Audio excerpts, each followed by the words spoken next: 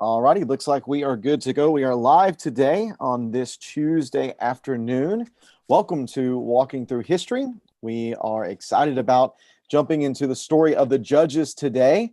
My name is Nick Angel, and joining me as always is my good friend Alan Sienestrang, and we are looking forward to our time in the Judges over the next few weeks.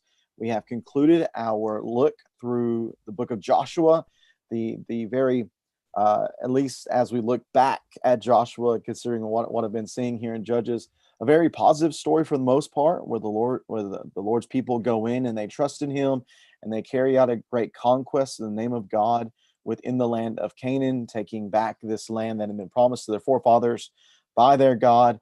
And now we move into Judges, and Alan, it's a very quick descent downhill, we might say, within this particular book of the Old Testament, telling the story of God's people. That's what we're doing in this study, is simply working our way through the narrative of Scripture, seeing this great plan that God has established and how it is playing out in His various people as He's seeking to recreate humanity and create a people for Himself. He originally in the garden created a people, and that was Adam and Eve. They were His people, they were His representatives, they were His imagers.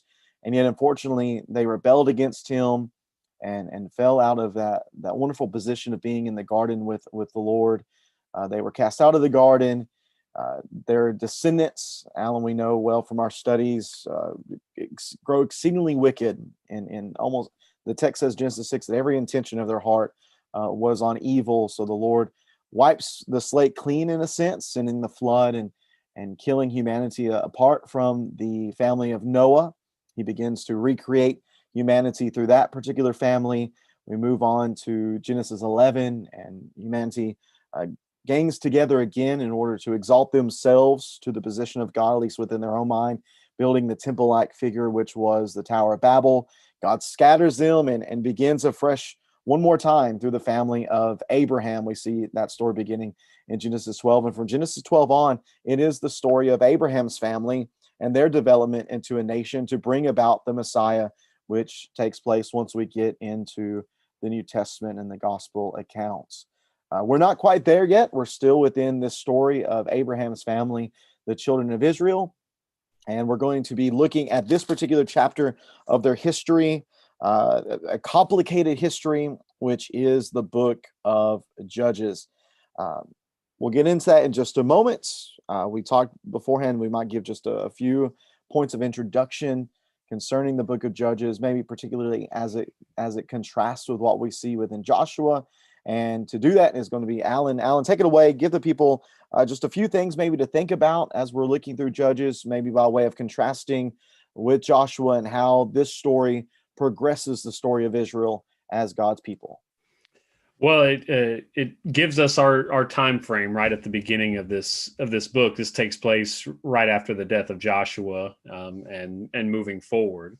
And like you mentioned, Joshua was a pretty positive book, but I like that we kind of looked back at the whole history we've discussed so far, because there's been highs and lows. It's kind of almost like a cycle over and over. Good things happen and bad things and good things, and God blesses His people. The people, or might be individuals in the books of Genesis, but they have difficult times, and then they have blessed times, but throughout that all, the constant is God, and He's watching over and following along with His people, and making sure that His promises that He gave all the way back to Abraham, and even those back to Noah, and all the way back to Genesis chapter 3. All those promises are gonna be kept, and that's what's going to happen here. But the book of Judges, hopefully everyone, all of us good Bible students, have kind of seen one of those pictures of the cycle of Judges, and it really is, that cycle is pretty much contained in this book, but it's also something we see throughout the history of God's people. Just God's people are blessed, but then they turn away, they reject Him, and God does what he promised his people.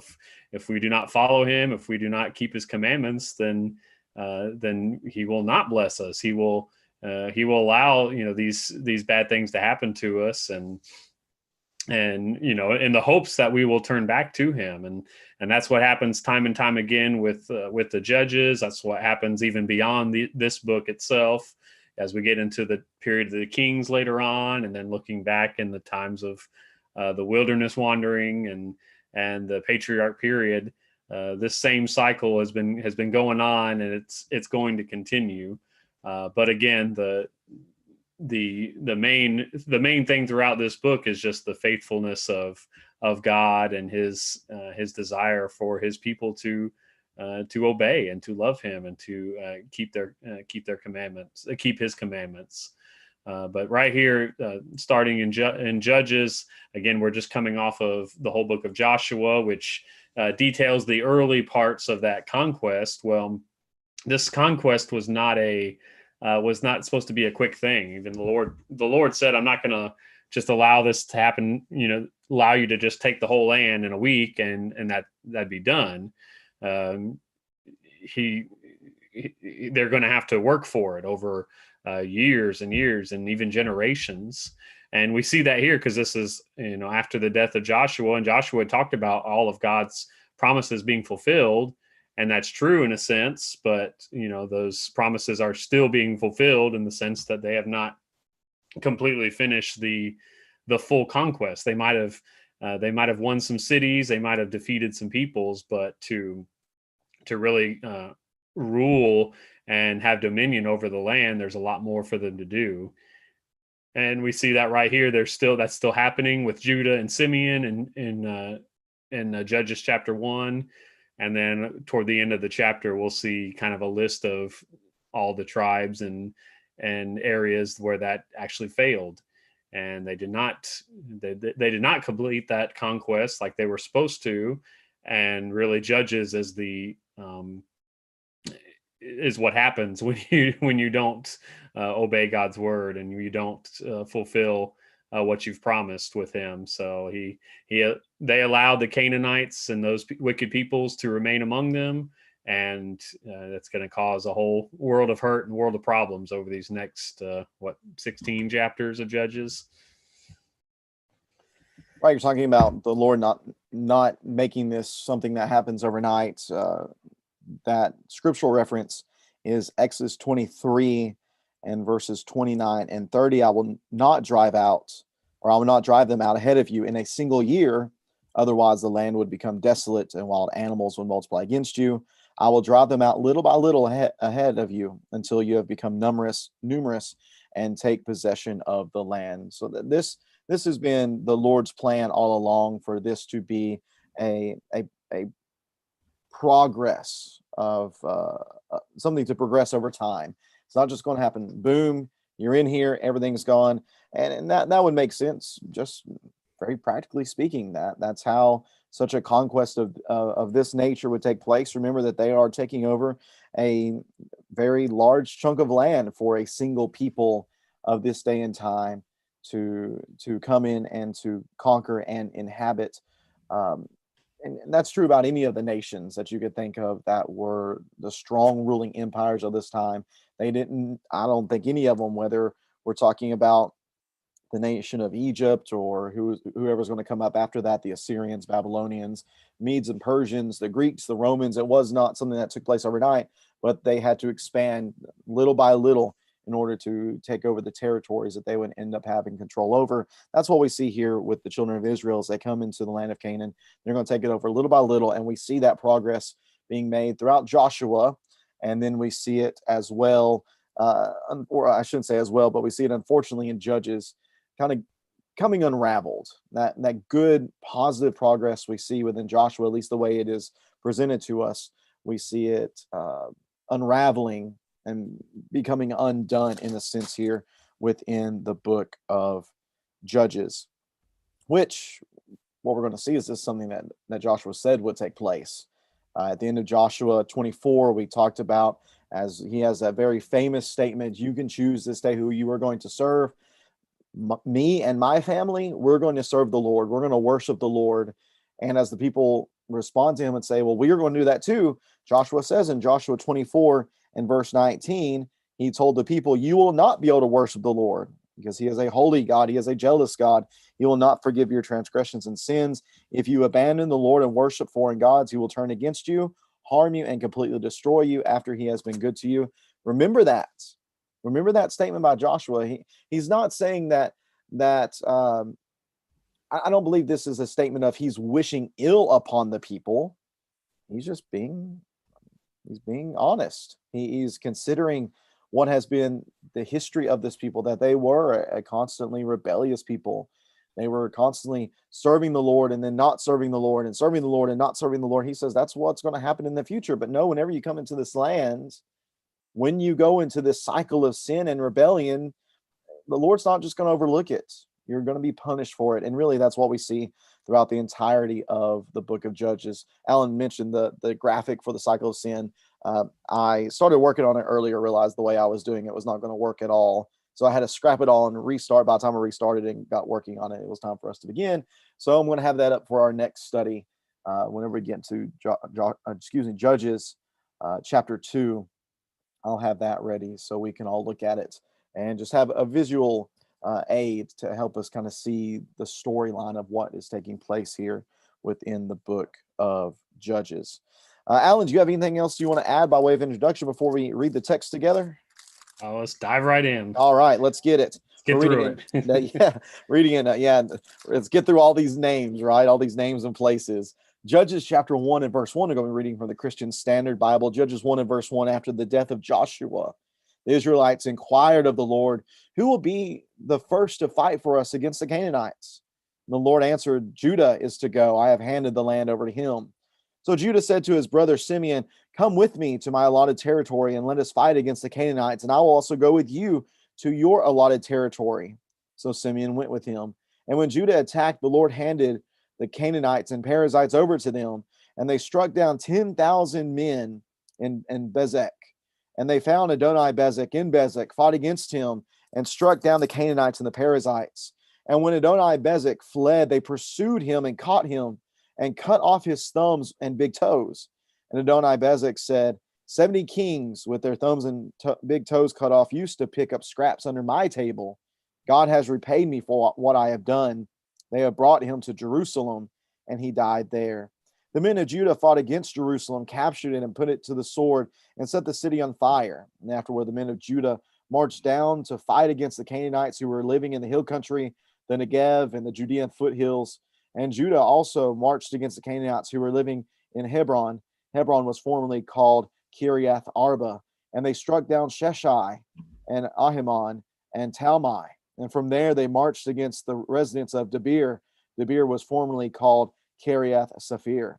And Caleb said, whoever attacks and captures Kiriath Saphir, I will give him my daughter Aksah to him as a wife. So Othniel, the son of Kenaz, Caleb's youngest brother, captured it, and Caleb gave his daughter Aksah to him as his wife. And when she arrived, she's persuaded Othniel to ask her father for a field. And as she got off her donkey, Caleb asked her, what do you want? She answered him, give me a blessing. Since you have given me land in the Negev, give me springs also. So Caleb gave her both the upper and lower springs. And the descendants of the Kenites, Moses' father-in-law, his name is Jethro, we know from the book of Exodus, had gone up from the men of Judah from the city of palms, also known as Jericho, to the wilderness of Judah, which was in the Negev of Arad, and they went to live among the people. Judah went with his brother Simeon and struck down the Canaanites who were living in Zaphath and completely destroyed them. So they named the town Hormah. Judah captured Gaza and its territory, Ashkelon and its territory, the Ekron and its territory. And the Lord was with Judah and enabled them to take possession of the hill country, but they could not drive out the people who were living in the valley because those people had iron chariots. Judah gave Hebron to Caleb, just as Moses had promised. And then Caleb drove out the 3 sons of Anak who lived there. Verse 21, at the same time, the Benjamites did not drive out the Jebusites who were living in Jerusalem. And the Jebusites had lived among the Benjamites in Jerusalem to this day. The house of Joseph also attacked Bethel, and the Lord was with them. And they sent spies to Bethel. The town was formerly named Luz. And the spies saw a man coming out of the town and said to him, "Please show us how to get into town, and we will show you kindness." When he showed them the way into the town, they put the town to the sword, but released the man and his entire family. Then the man went to the land of the Hittites, built a town, and named it Luz. That is its name still today. And at that time, Manasseh failed to take possession of Beth Shean and Tanakh and their surrounding villages, or the residents of Dor, Ibleam, and Megiddo and their surrounding villages. The Canaanites were determined to stay in this land. And when Israel became stronger, they made the Canaanites serve as forced labor, but never drove them out completely. At the same time, Ephraim failed to drive out the Canaanites who were living in Gezer, so the Canaanites had to live among them in Gezer. And Zebulun failed to drive out the residents of Kitron, or the residents of Naholo, so the Canaanites lived among them and served as forced labor. Asher failed to drive out the residents of Akko, or of Sidon, or of Alab, Akzib, Helba, Aphik, or Rehob. The Asherites lived among the Canaanites who were living in the land because they failed to drive them out. And Naphtali did not drive out the residents of Beth Shemesh or the residents of Beth Anath, and they lived among the Canaanites who were living in the land, but the residents of Beth Shemesh and Beth Anath served as their forced labor. And the Amorites forced the Danites into the hill country and did not allow them to go down into the valley. The Amorites were determined to stay in Har Hares and Aijalon and Shalabim. And when the house of Joseph got the upper hand, the Amorites were made to serve as forced labor. And the territory of the Amorites extended from the scorpion's ascent, that is, from Selah upward. So through all of these names of people and places, Alan, we see here that really what began in Joshua, this conquest of the land, we have this prologue here within Judges, which I think is important to point out that this particular book, this writing, is one of the few Old Testament texts that actually have a true prologue. Normally it just jumps right into the text and begins telling the story. But here within Judges, beginning in chapter 1 and going through about chapter 3 and verse number 6, we have a prologue which tells us what's about to take place. It's going to give us these details, and then it's going to go and give greater detail as we go throughout this writing here.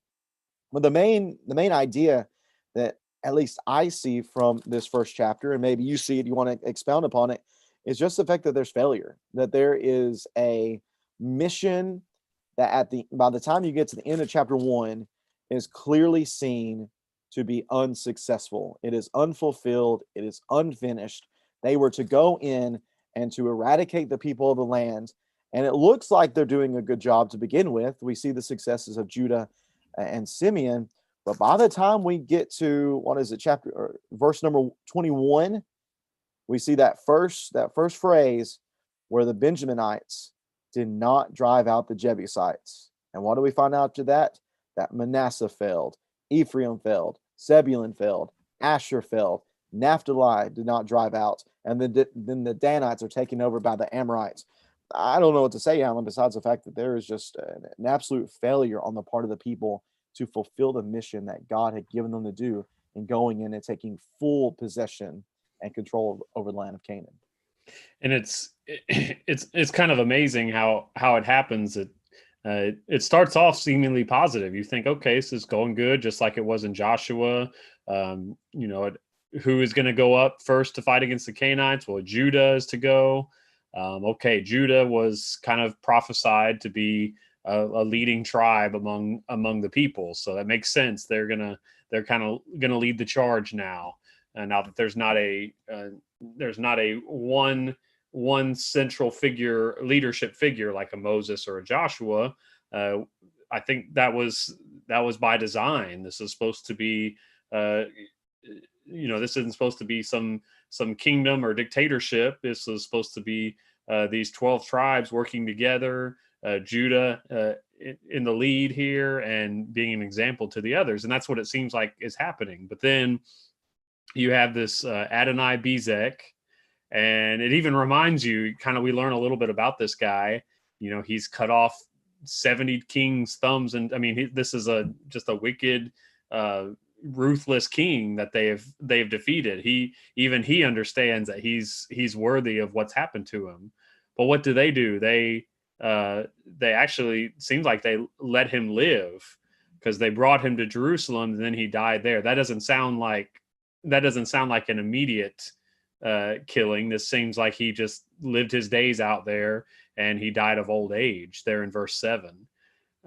What were they supposed to do with these wicked peoples? They were supposed to wipe them out completely, not let them, not just cut off their thumbs and toes and then let them live and influence the people for however many more years. So you already start to see some snippets there. And of course, down at the bottom of this passage in verse 19, they've had all this great success, but that was in the hill country. And when they get to the lowlands and they're fighting a stronger people with iron chariots, that's where I think their courage and their abilities fail, which is, again, so sad, because we've already seen the Israelites defeat stronger peoples that had chariots back in the book of Joshua. When it described the northern campaign, they had chariots. And what did God do? He gave them victory over this clearly stronger people in the flat plains. So we don't know why Judah was unable to drive them out, because the Lord was with them. But because it says in verse 19, the Lord was with Judah and enabled them to take possession, but they could not drive out. So just a failure of faith, a failure of desire. They just didn't want to go fight against them. I don't know what happened, but that failure there by the leadership tribe of Judah seems to permeate, because then you have Benjamin. We're not able to drive out the Jebusites that were living in Jerusalem, which this is amazing, because what has just happened up here? Let's see. Verse 8, the men of Judah fought against Jerusalem, captured it, put it to the sword, and set the city on fire. Well, what happened? All Benjamin had to do was, this was because Jerusalem was kind of on the border between the two. So all Benjamin had to do was just go in and, finish the job, basically. They didn't even have to do all the tough work, but they allowed these Jebusites to remain there. And we'll see later on that Jerusalem is not completely taken until David does early in his kingship. So that was a thorn in the side of Israel. Joseph, the house of Joseph, which would have been the tribes of Ephraim and Manasseh, they did have some success as well. But notice what happens. Instead of just trusting in God and attacking and taking the city, well, they rely on this man, this local of the city, verse 24, and he shows them in, and they are able to win, but they allow him to live. And what does he do? He goes to the land of Hittites, builds a city, and names it Luz. Well, they had just defeated and destroyed this city, Luz, and now they've allowed this man to live, and he basically goes and builds a new city called Luz. And I would assume that is, he's a Canaanite. He doesn't conform to, he's not like Rahab and becomes an Israelite. He's just allowed to live there to this day. And the name still remains to this day. And then, of course, the long list at the end of the chapter, Manasseh and Ephraim, Zebulun. It's kind of interesting that the different phrases that are used. Let's see. So 29. So the Canaanites have lived among them in Gezer. And then verse 30. So the Canaanites lived among them. And then notice this switch over. The Asherites lived among the Canaanites. Well, that sounds, these first two ones, the Canaanites lived among them and their forced labor. That seems like Israel at least has the upper hand. Well, now the Asherites are living among the Canaanites. Well, that just sounds a little more uh, uh, almost like the Canaanites are the stronger of the two, and the Asherites are just staying in their house. Whereas it should be the other way around, or it should be that the Canaanites are completely destroyed and wiped out. And but you kind of understand, I think, partially what's happening here. Notice their forced labor. It's nice, I would assume, not owning slaves or having forced labor. I'm sure that's pretty nice to have lots of slaves and forced labor if you're the Israelites. So I would assume that's probably the temptation there is, hey, if we keep all these guys, make them do our hard work, then it'll be easier for us. Well, that's fine, but those Canaanites then influence them, and eventually I think probably most of them rise up and become more powerful than the Israelites. So that was a pretty dangerous game that ends up biting them in the rear there uh, later on in the book. And then, of course, the Amorites, it kind of gets worse. At least Manasseh and Ephraim in 27 and 29, at least they use the Canaanites as forced labor. Well, now Asher is living among the Canaanites. They're not even forced labor there. And then you have the Danites, who are completely can't even take their land.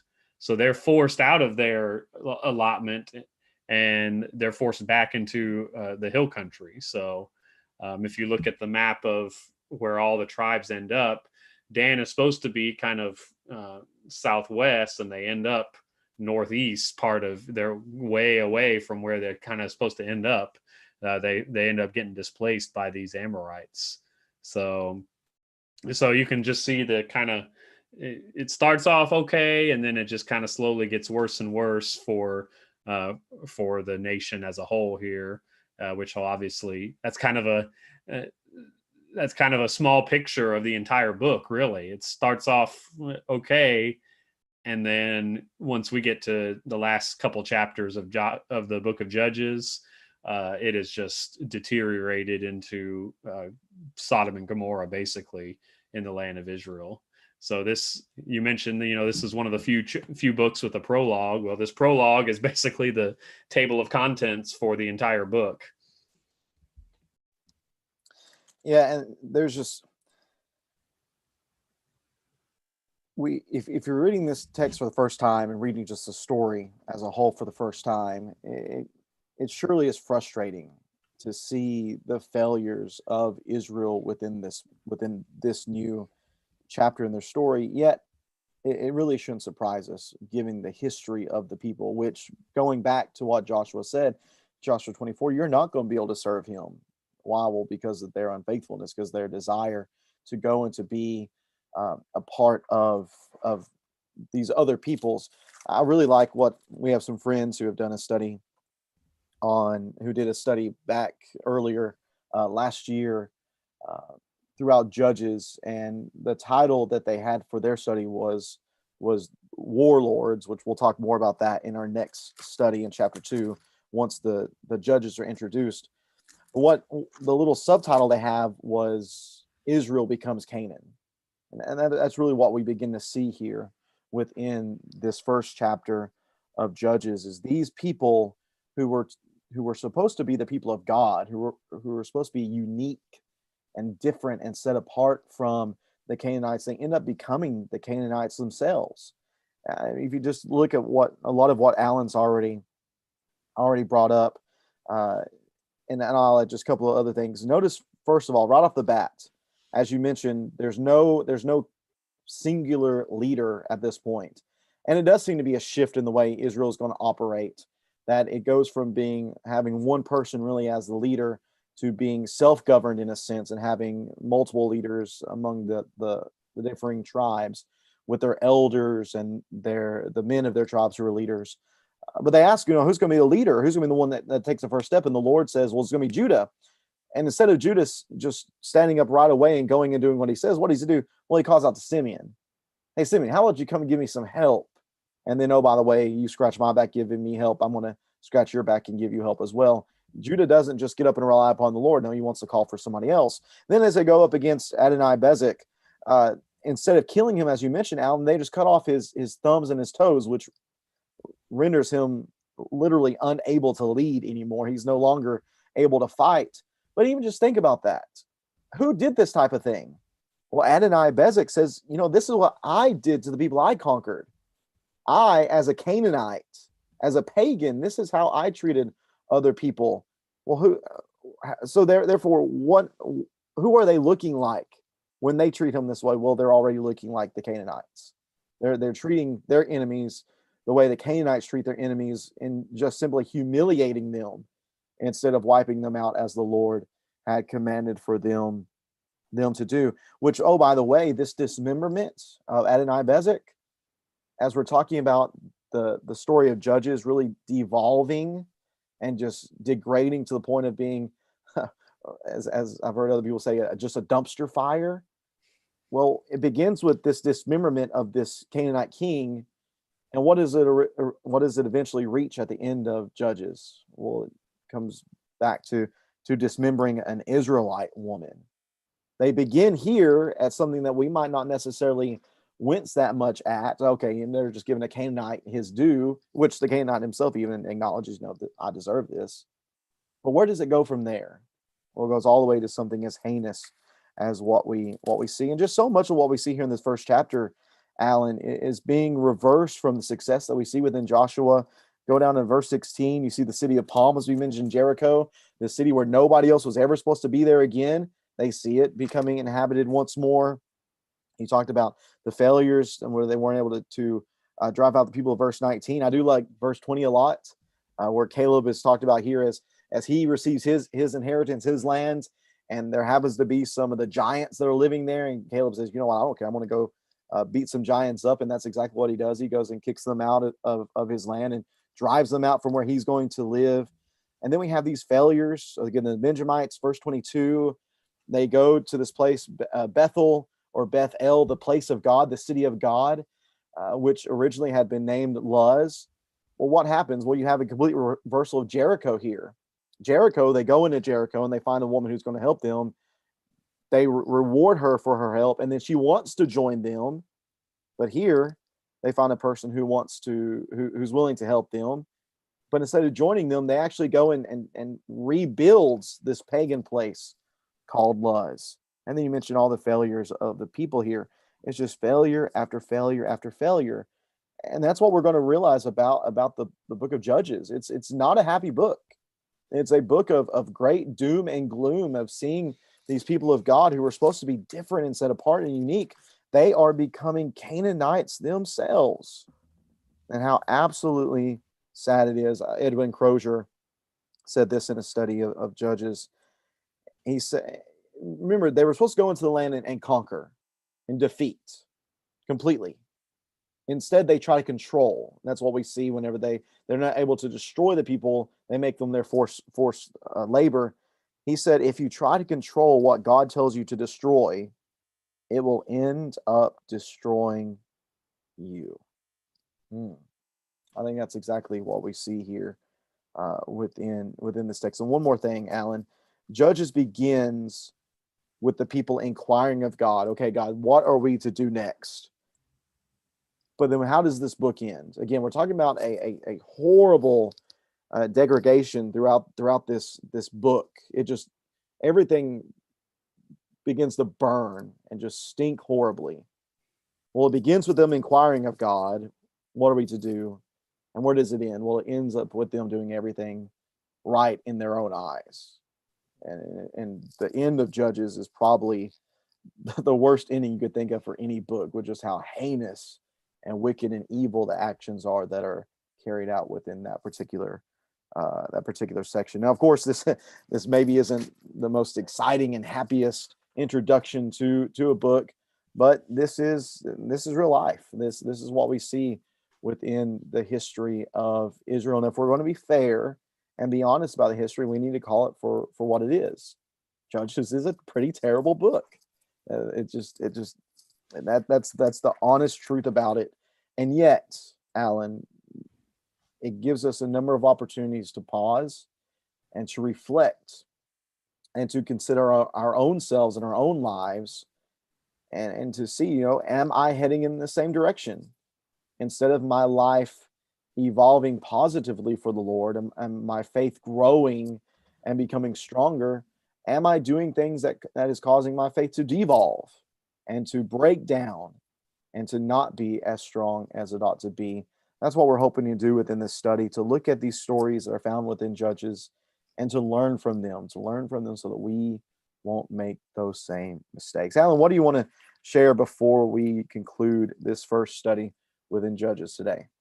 I just like what you that quote you mentioned from Edwin. Just the Lord wanted them to destroy, to wipe out, to completely get rid of these Canaanites, and what did they try to do? They tried to control, and how often do we do that with the things that cause us to sin and stumble in our lives? We don't quite want to let go of those sometimes. So we know we might recognize that sin, maybe an addiction or just whatever it is. So we try to control it a little bit instead of just doing what the Lord says. Flee from sin, flee from the devil, put it away, get it out of as far away from you as you can, because He knows that if we try to if we think we're strong enough to just control it, then it will overcome us and it will control us. So it's best to just put it away as much as we can, flee from it, run from it, whatever that sin, that temptation is, and don't give it a chance to gain the upper hand.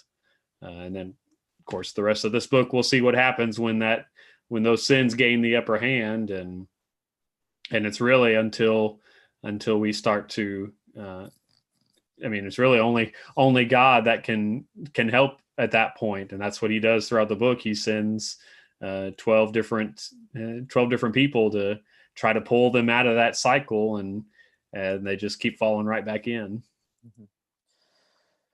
Yep, it certainly is a cycle. And one more thing I'll point out, just as far as kind of the structure of the book, it's interesting whenever you look at how it is structured, that everything begins with Judah and it ends with Dan. As we looked here within this first chapter, it begins with Judah being the one to step up and to be the leader in this conquest. And what does it end with? Well, it ends with Dan failing miserably, not just failing to drive people out, but themselves being completely driven over and being controlled. What do we see with the first judge? Well, we see Othniel, who is of the tribe of Judah, and who do we see at the end failing in it? It's the tribe of Dan. Again, just some structural things here, the way the book is laid out, that will help us to see a full picture of what's going on. And in our next study, I plan on having a couple more visual aids for us to have to look at, just to kind of see the structure as a whole as we move through. We'll share those from time to time as we go throughout this study. Thank you all. And Alan, if you don't have anything else, we'll conclude for today. Thank you so much for your time with us. I know there's a lot we're kind of throwing out here in this very first chapter, doing some introductory study into this text. As I mentioned leading up, there's a lot of action that's taking place within Judges, but unfortunately, it is action that is often mixed with a lot of failure. It is mixed with a lot of unfaithfulness, and yet there's a lot that I believe we'll be able to learn from it as we go throughout this study over the next few weeks. Again, thank you for joining us. May God bless you as you go throughout the rest of this Tuesday. I hope you have a great rest of your day. And if you're looking for a group of saints to study with tomorrow night, we'll be meeting at 7 p.m. here at the church house, 384 Pleasant Plains Road, for a study in the prophets. I think Zechariah is on the docket for tomorrow night in the minor prophets. You can join us here in person, or you can join us on our Facebook page or our YouTube channel, as we'll be streaming those. In case you have been finding those streams on the personal page, which has my name on it, know that we have created a page just for the Pleasant Plains Church on YouTube. You can find that. Just search Pleasant Plains Church of Christ, and you should be able to find that channel okay. Just to let you know about that in case you were curious about where the stream maybe went this last Sunday. We've moved everything from the church over there, just so we have a single place for all that to be. Thank you so much, though, again. Thank you for joining us. God bless you. Hope you have a great rest of your day, and hope you'll join us next time as we continue our walk through history. Everybody take care. God bless. And quick shout out, happy birthday to my little girl, Gabriella. She turns 2 today. If she watches this sometime in the future and she knows I didn't say that, I'll get in trouble. So happy birthday, Gabby. Love you so much. And thank you all so much for